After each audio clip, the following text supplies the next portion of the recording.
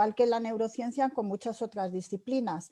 Pero sí que es cierto que cuando llegó fue más que una moda, como han sido quizá otros conceptos que llegaron, fue una fundamentación muy necesaria para nosotros, para los que vivimos del mundo educativo y los que estamos en el mundo educativo. Mirad, sí que es cierto, y por iniciar un poco el concepto y por iniciar un poco lo que os pongo aquí, que sí que es cierto que con el desarrollo tan grande que ha habido en cuanto a la parte científica y a la parte tecnológica de la visualización cerebral, con estas técnicas tan impresionantes como la electroencefalografía, la resonancia magnética, etcétera, etcétera, había que hacer algo más, había que hacer algo más a nivel cerebral, había que indagar en ese órgano tan importante que es el motor nuestro y saber qué ocurre en él. Y de hecho, la neuroeducación parte de ahí, de la importancia de la neurociencia y lo que ha ido descubriendo en nuestro cerebro. Mirad, como ya sabréis, porque habréis leído muchísimo, en la neuroeducación confluyen varios conocimientos, varias disciplinas. Por supuesto, la neurociencia, la educación y por supuesto también la psicología. Es un punto de encuentro muy importante. ¿Y en qué consiste realmente la neuroeducación? En rentabilizar al máximo, en optimizar al máximo los aprendizajes, en no desaprovecharlos, en aprovechar todos los conocimientos que vamos adquiriendo para rentabilizar esos aprendizajes y que no se pierdan o no se queden de una manera aislada.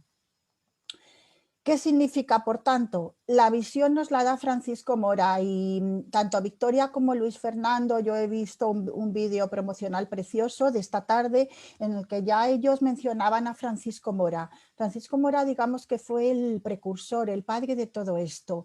Él hablaba de una nueva visión en la enseñanza basada en el cerebro.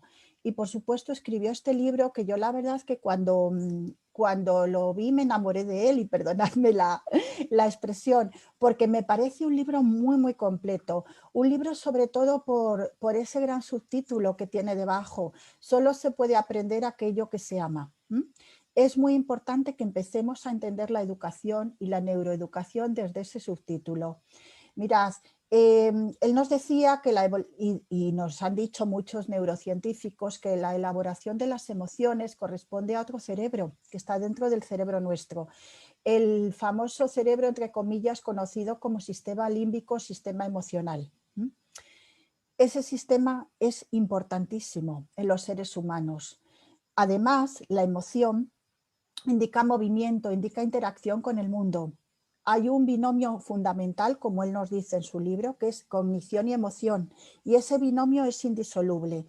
No hay razón sin emoción.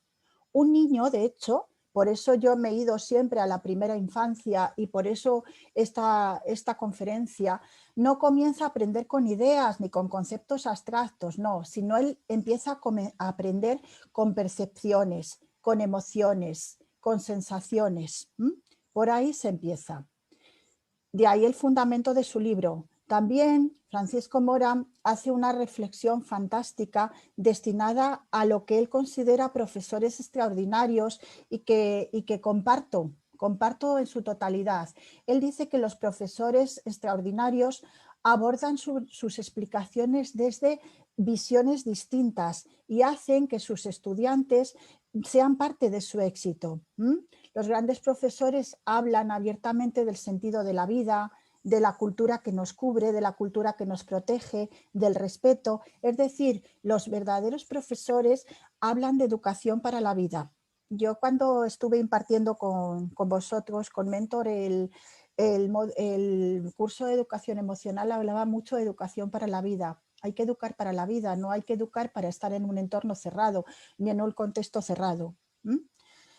Francisco Mora lo menciona en su libro y así amplía de alguna manera ese concepto de neuroeducación, tal y como os pongo aquí. La confluencia ya la hemos mencionado, que sería la primera línea, y sí que él comenta la importancia de acercar esta neuroeducación tanto a los padres como a los educadores con conocimientos relacionados con el cerebro. Es decir, no basta solamente con que un profesor o un educador o un padre se ciña solamente a la parte académica, a la parte de las materias, las asignaturas que tiene su hijo, sino que hay que conocer cómo funciona el cerebro de este hijo. ¿Por qué? Porque mediante la neuroeducación no, tenemos una ventana abierta a esos mecanismos cerebrales que antes teníamos como muy en subterfugio, como muy ocultos, es decir, no sabíamos por qué realmente aprendíamos, no sabíamos por qué esa memoria era tan importante, ese lenguaje, ese comportamiento, esos sistemas sensoriales y motores que están todas sus raíces están en nuestro cerebro, se desconocían y se iba simplemente a un concepto de aprendizaje, a un concepto de memoria. Ahora no, ahora hemos podido profundizar y hemos podido profundizar también, y muchos de los que estáis ahí que habéis trabajado o que trabajáis con niños TDA, TDAH, hemos, mediante la neuroeducación, hemos entendido muchísimo más cómo esas funciones ejecutivas en las que encontramos muchas carencias en niños que tienen TDA o TDAH empiezan a desarrollarse en la primera infancia. Importantísimo. Ese control inhibitorio que a veces los niños no tienen, esa memoria de trabajo tan importante, esa atención selectiva tan importante y ejecutiva que les permite realizar sus tareas, esa flexibilidad cognitiva, por mencionar alguna más, que les permite adaptarse a los cambios.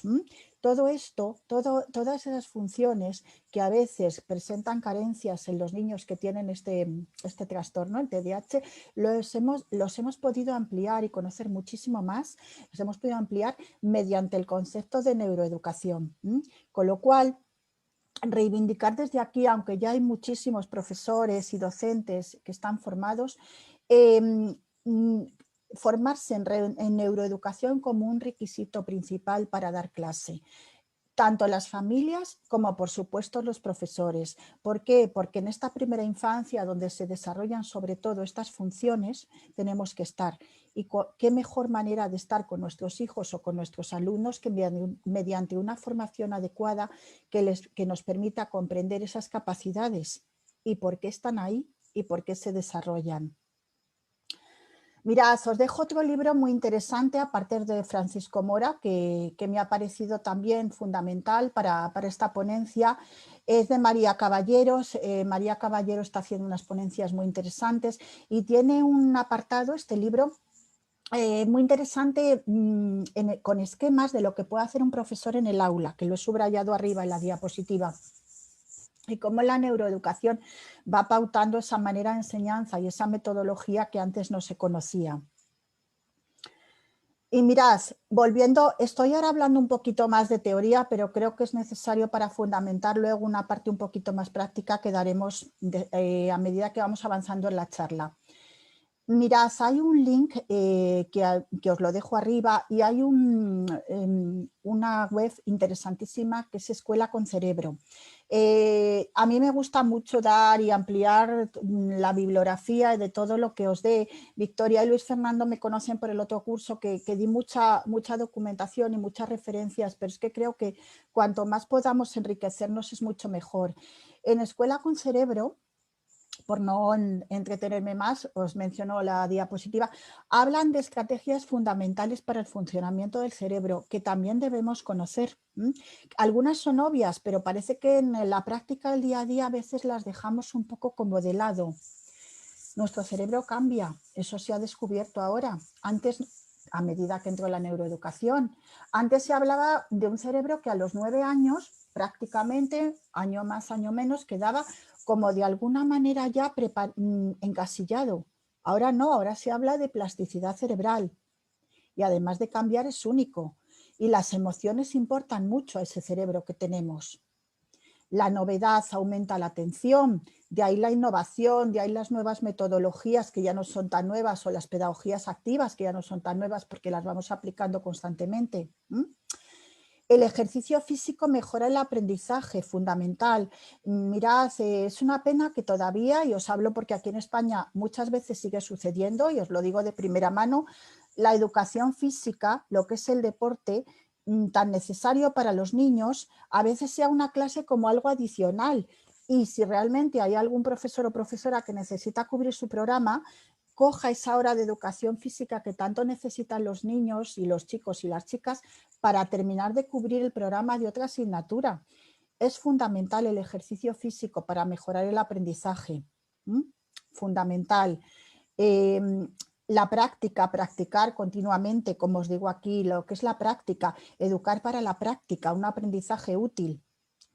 El juego, importantísimo para el cerebro. ¿Qué os voy a decir del juego? Nos daría para muchísimas ponencias más. El juego nos abre las puertas del mundo. El arte, la importancia del arte, la creatividad. Esto antes de todos estos conceptos, antes de que se hablase de neuroeducación, no se tenían en cuenta. Era un aprendizaje mucho más instructivo, mucho más académico. De ahí tanto fracaso escolar, ¿de acuerdo? Y por supuesto somos seres sociales, nuestro cerebro es social, por eso los niños necesitan esa socialización, nosotros estamos hechos para estar socializados y por eso durante este confinamiento tan largo que hemos tenido y que aquí en España de momento lo vamos vadeando, no hay tanta restricción, yo no sé allí cómo estaréis en Bolivia, hay muchos niños que han sufrido retrocesos porque somos seres sociales y es muy importante que lo tengamos en cuenta. ¿Cómo aprenden los niños? Por supuesto, en la primera infancia los niños aprenden por imitación. Importantísimo. Ellos ya sabéis que observan a las personas que tienen cerca, a la familia, a los educadores, y ahí ellos perciben cómo actúan y van descubriendo sus modos de actuar, pero siempre basándose en esa imitación. Eso siempre ha sido así. También aprenden por atención compartida.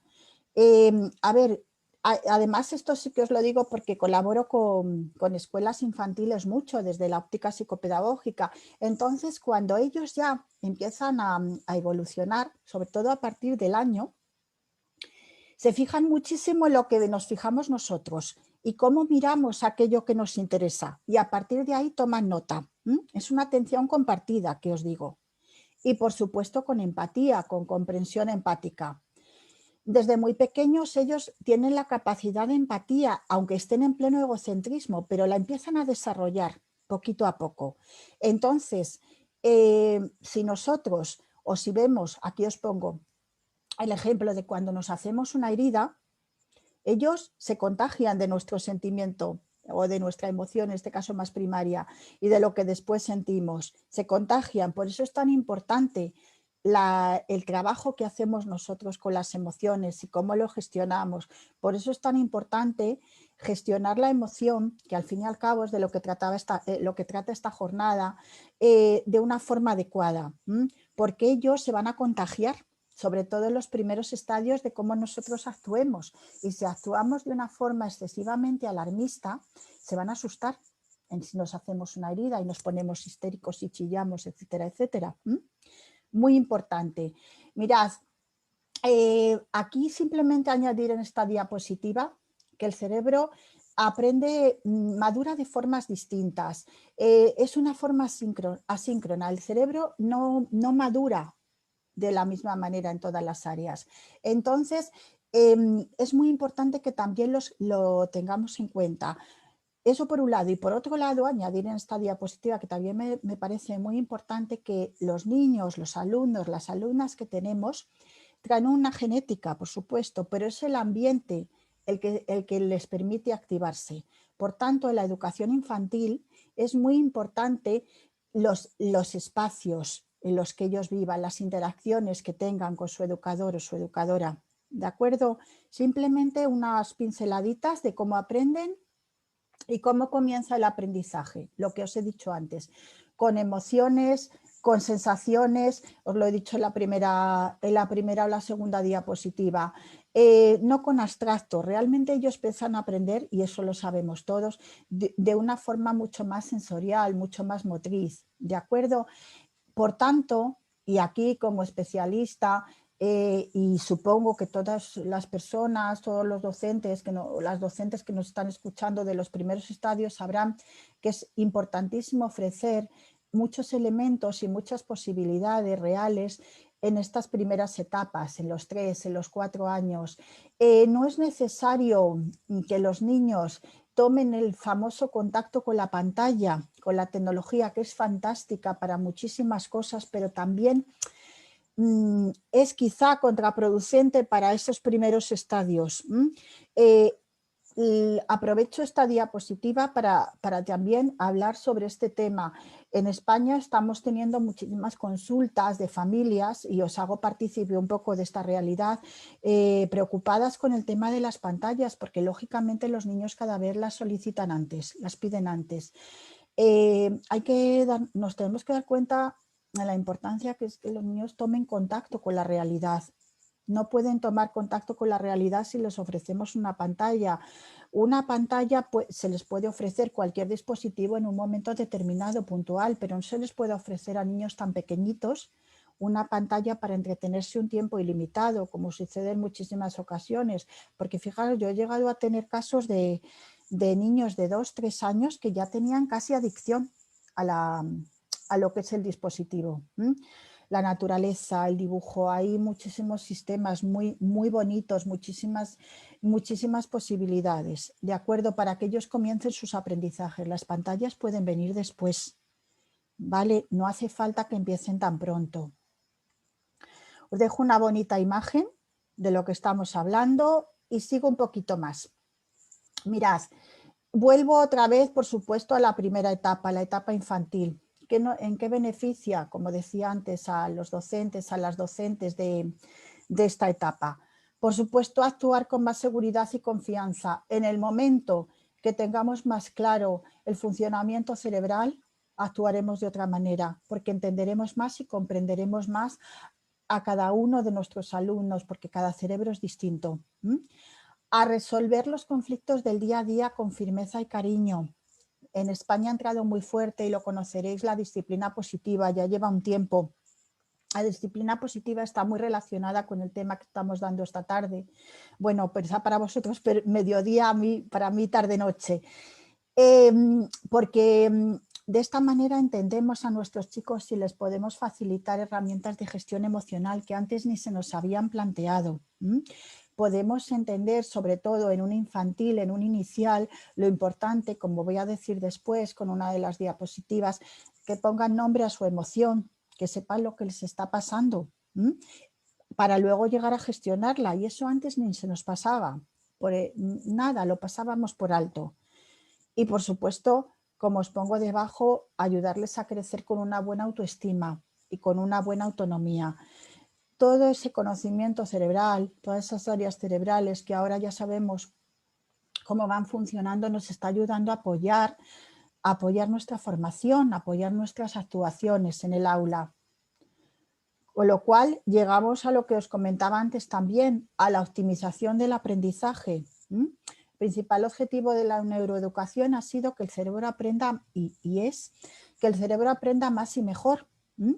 Que nosotros, como os pongo aquí, seamos moldeadores de cerebros sólidos, de cerebros bien formados, diseñando programas adecuados, dejando de lado aquellos programas que quizá eran demasiado restrictivos o estaban demasiado encasillados en el concepto académico, en el concepto que pretendíamos que aprendiera, abriendo, innovando a nuevas metodologías, innovando a nuevas posibilidades, aprendiendo del error, no siendo tan rígidos. ¿De acuerdo? ¿Por qué? Porque de esa forma, y voy al segundo punto, detectaremos y conseguiremos que se prevengan problemas en el aprendizaje. Hablaba antes de fracaso escolar. Por supuesto, en un sistema rígido es mucho más, y tal y como van las generaciones actuales desde los primeros estadios, es mucho más fácil encontrarnos con problemas de aprendizaje. Mirad, yo ahora tengo oportunidad de estar dando un curso de dificultades de aprendizaje. Nos estamos encontrando con verdaderos problemas en la comprensión lectora.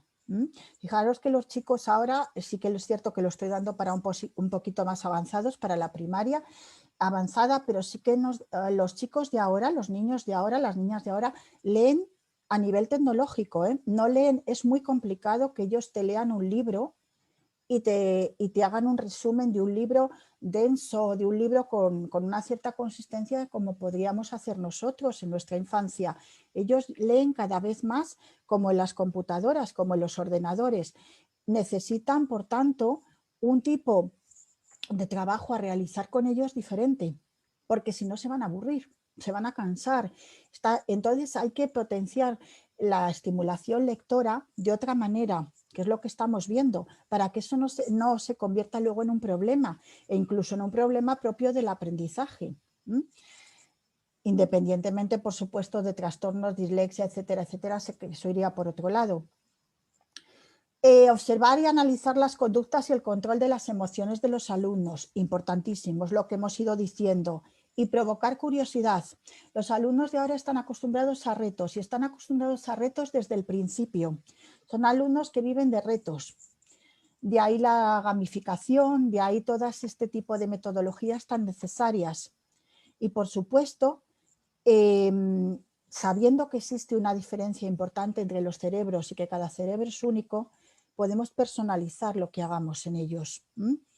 Educar de una manera personalizada, ¿de acuerdo?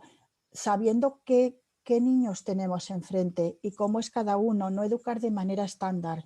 En ello creo que estamos avanzando mucho, que se está avanzando mucho, por lo menos aquí en España, pero todavía queda camino por recorrer.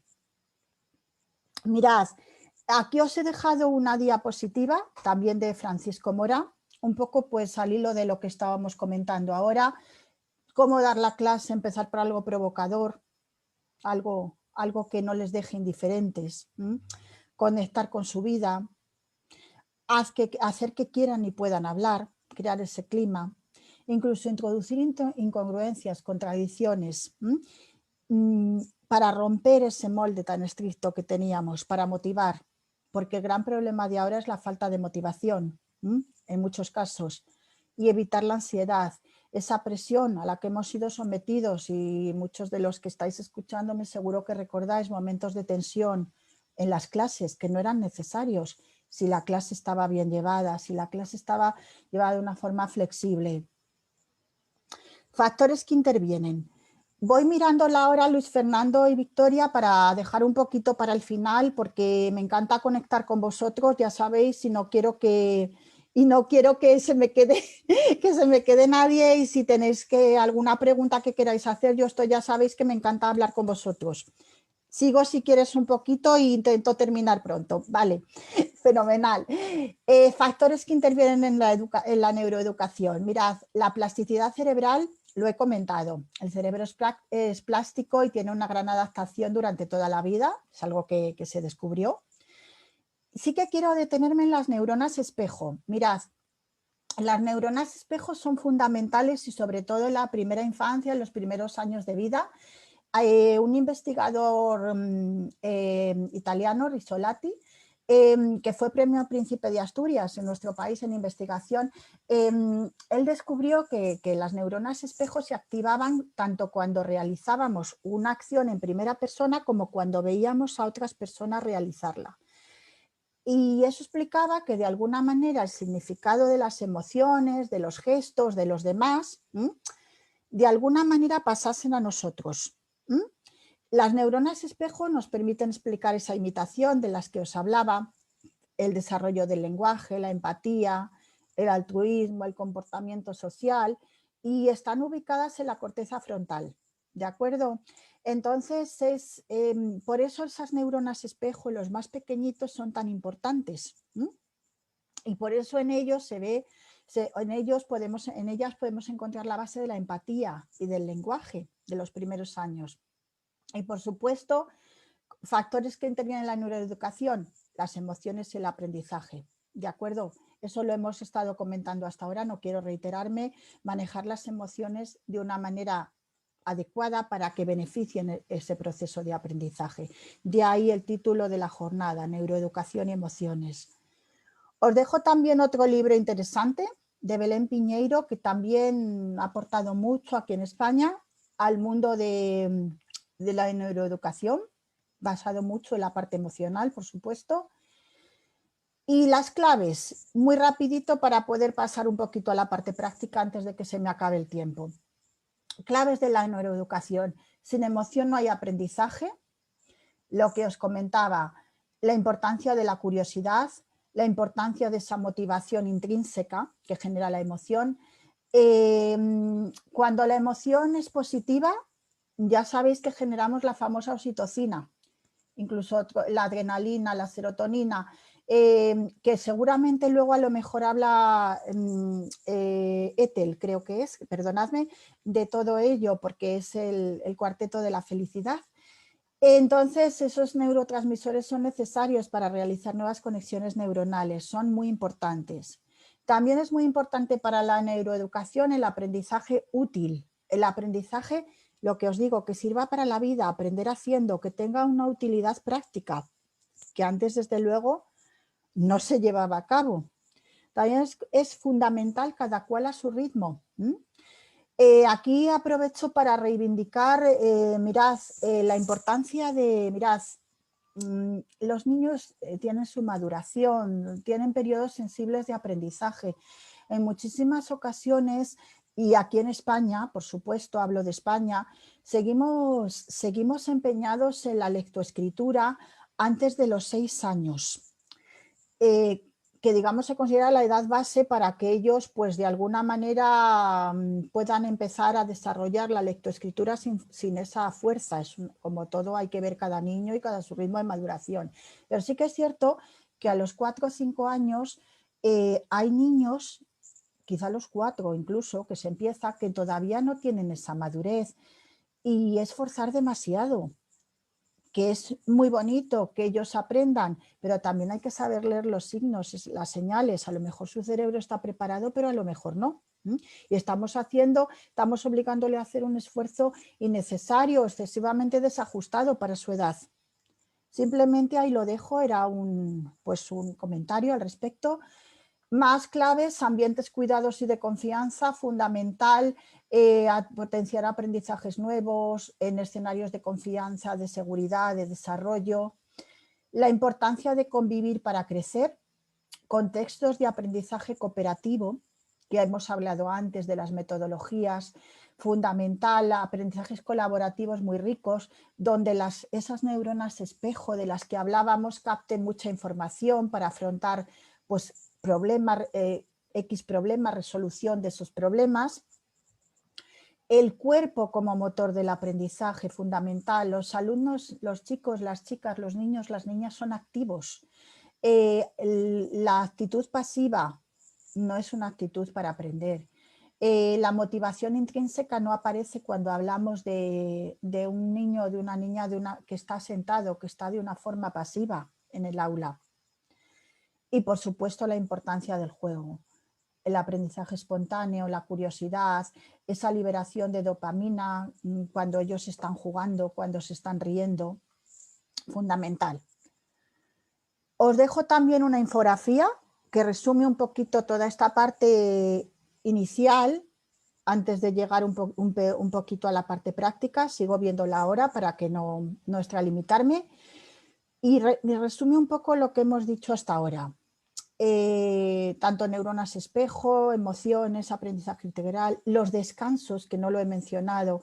El cerebro necesita descanso, no puede mantener una atención durante un tiempo excesivamente extenso.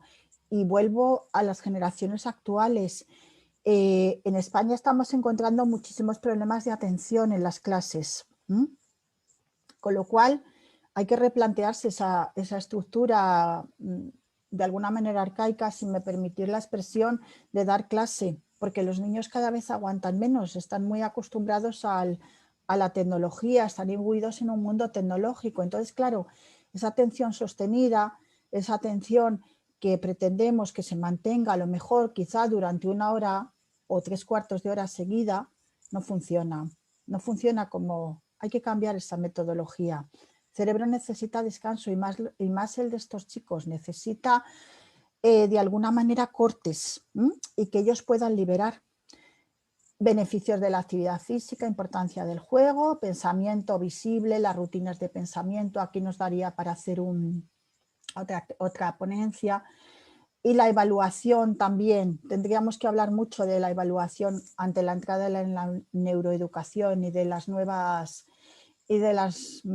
metodologías que ya no son tan nuevas, pero no quiero ahora detenerme ahí, simplemente irme a la gestión emocional, que es de lo que estábamos hablando, y simplemente daros unas pinceladas de lo importante que es la emoción, cómo debemos ser capaces de identificarla, sentirla, legitimarla y por último regularla. ¿Por qué? Porque la emoción es fundamental para el bienestar y la salud mental de nuestros niños y de nuestras niñas. Y nosotros, tanto como profesores, como padres y madres, necesitamos tener unos conocimientos mínimos de esa emoción y de cómo está repercutiendo en el aprendizaje. ¿De acuerdo? Os planteo dos cuestiones muy rapidito. ¿Podemos educar a personas con control, automotivación, autoestima, habilidades sociales, perseverancia, que les hagan más aptos socialmente con lo que estamos viendo? Os dejo ahí la pregunta. Yo creo que con lo que estamos viendo tenemos muchas posibilidades. También os planteo una segunda cuestión. ¿Podemos conseguir que aprender sea una experiencia emocionante para nuestros alumnos? La dejo ahí como una reflexión, pero creo que son dos preguntas muy interesantes y que debemos plantearnos hoy en día. A ver si estamos en esta línea o nos hemos quedado en otra línea o jugamos en otra liga, que es la que no corresponde. Pero todos necesitamos reflexionar. Voy a ir a mostraros muy rapidito una serie de actividades, ejercicios y juegos para complementar esta charla. Mirad, esta la hago siempre y la pongo siempre porque es que me encanta. ¿Qué estoy sintiendo? ¿Cómo podemos plantear a nuestros niños o a nuestras niñas en esos primeros estadios cuando ya están en un infantil un poquito avanzado? ¿Qué estás sintiendo? Atiende a tu emoción, date cuenta de que algo te está pasando. ¿Cómo estás? ¿Qué te ocurre? Si lo primero que te sale es que estás nervioso, que estás ansioso, no te asustes. Confía, reconoce esa ansiedad y tómate un instante para ver qué es lo que está ocurriendo ahí debajo. A lo mejor es que esa ansiedad, esos nervios, es producto de un miedo que tienes o de una rabia o de que te sientes solo y estás triste. Y después, en el paso 3, respira. Respira. Ahí os pongo dos ejemplos de respiración. Inspirar profundamente, inspirar, inspirar, contar hasta 5, aguantarla y después soltar el aire. Os lo pongo con tiempo. Hay más ejemplos. Yo este lo utilizo muchísimo porque realmente es muy importante también al soltar el aire contar hasta 10. Y me diréis, es mucho. Cuando se suelta el aire se libera, se libera, se libera, se libera, si está bien hecha esa respiración. Entonces es muy importante, igual que es muy importante inspirar, también es muy importante soltarlo con tiempo. Después ya, cuando se ha respirado, intenta nombrar esa emoción que estoy sintiendo. Miramos hacia adentro, cerramos los ojos. Vamos a ponerla nombre, porque muchos niños no saben ni siquiera qué están sintiendo. Hay que validarla para que una emoción se reconozca y se pueda luego gestionar. Al final tenemos que ponerle nombre, si no, nos quedamos en la más profunda duda. Y después, cuando ya tengamos nombre, vamos a preguntarnos qué necesitamos para aliviar esa emoción. En rojo os he puesto una frase preciosa. Mis emociones están diciendo que me cuide, que me escuche, que tenga más comprensión conmigo mismo, que me acepte. Y eso está relacionado con la autoestima. Que me permita estar ahí, que tenga más paciencia conmigo mismo. Hablaríamos en coaching de compasión. Trasladado aquí, vamos a dejarlo simplemente en ese paréntesis. Otro ejercicio muy bonito para esta primera infancia es jugar al escondite con las emociones, darles frases hechas y a ver qué emoción se esconde detrás. ¿Qué daño? Si yo digo qué daño, ¿qué emoción se esconde detrás de ese daño? A lo mejor estoy enfadada o a lo mejor estoy triste porque me he hecho una herida. Vamos a decir qué emoción hay ahí, verbalizarla, hay que poner nombre. Siento mucho haberte hecho daño. ¿Qué emoción hay detrás de ese sentimiento? El sentimiento de perdón. ¿Por qué? Porque estás triste por lo que puedes haber causado en el otro. Mirad, aquí os he hecho un resumen muy... Victoria y Luis Fernando me conocen mucho, yo doy mucho, pero es que aquí, claro, en una hora no me parecía ponerme a explicar técnicas, ni me parecía adecuado. Simplemente hay una relajación muy bonita, que es el globo, que es una relajación creativa. Aquí os la he resumido un poquito. Es un globo que viaja y va permitiendo al final que se escape el aire hasta ir quedando vacío, ¿vale? Luego os he puesto la técnica de la tortuga en su caparazón, que esa la podéis encontrar perfectamente en internet, como la historia de la tortuga, que merece la pena, sobre todo para los niños que son muy impulsivos, para ir relajando. Aquí os la he resumido, simplemente ponernos, porque tiene su historia, por supuesto, pero aquí simplemente os he puesto que nos tumbemos boca abajo y que nos convirtamos en tortuga, replegándonos en plena tensión, cuando estamos muy nerviosos, cuando no podemos más, y luego poquito a poco ir saliendo de ese caparazón relajando las diferentes partes. Va acompañado, por supuesto, las podéis buscar de su historia. También os he puesto otro par de juegos, el de la carrera muy lenta. El ganador será el último que llega a la meta, realizando movimientos muy lentos. Esto es fantástico para niños que tienen TDAH y que van muy deprisa, muy acelerados. Hay que ralentizar. O bien el de mi propio animador, que es muy bonito, que está basado en las técnicas de autoinstrucciones, siempre con mensajes positivos. Por ejemplo, voy a saltar a la pata coja sobre estos cuadros pequeños. Adelante, voy a ir despacio. Ay, si me he salido del cuadro no pasa nada. Está controlado, sigo. Bien, hasta que consigo hacerlo. Mira, las autoinstrucciones se pueden aplicar a cualquier situación que realmente sea complicada para los niños, desde los propios aprendizajes hasta lavarse las manos, por ejemplo, o hasta que llegue la hora de dormir, que también muchas familias tienen mucho problema. Describirse en positivo también es muy bonito, porque la autoestima es fundamental, unido a la neuroeducación y en la primera infancia, que hablen en positivo los niños de cómo son ellos en sus diferentes áreas. Solucionar conflictos en partes, como os pongo aquí. ¿Cómo podemos fragmentar un conflicto? Si dos niños se enfadan o se pelean, podíamos haberlo evitado, ¿vale? De tal manera que ellos de alguna manera lleguen a una solución en conjunto. Entonces se puede aplicar y se aplica muchísimo en el aula. Las alternativas al conflicto, las soluciones que hay, sus alternativas, porque son mejores, porque son peores. El registro de conducta es fantástico, simplemente esa puntualización para la primera infancia, situaciones difíciles, qué pensamientos les vienen a los niños cuando están en esa situación tan compleja, las emociones que aparecen, qué hacen, y por supuesto me faltaría una ventanita que es qué alternativas hay. Si no estoy enfadando, qué pensamiento automático me viene, qué emoción sale, cómo actúo cuando estoy enfadado y qué alternativas tengo. Y por último, para dejar este final, que no quiero extenderme más, la asertividad. La asertividad se puede desarrollar también desde los primeros estadios. Fundamental, es uno de los pilares básicos de las competencias emocionales, de las competencias de educación emocional. ¿Cómo se hace?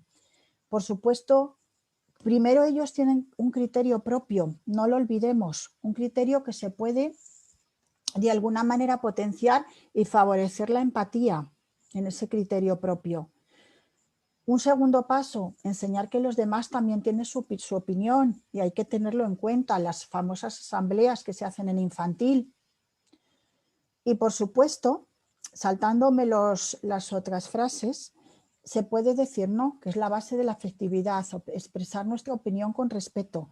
Y eso se puede hacer y se les puede enseñar a los niños desde la primera infancia, desde el infantil, desde la inicial.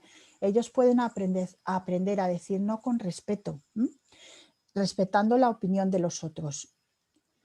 la asertividad con sus 3 estadios, el estilo pasivo, el estilo agresivo y el estilo asertivo, que es el que nos corresponde de alguna manera a nosotros como profesores hacer y desarrollar.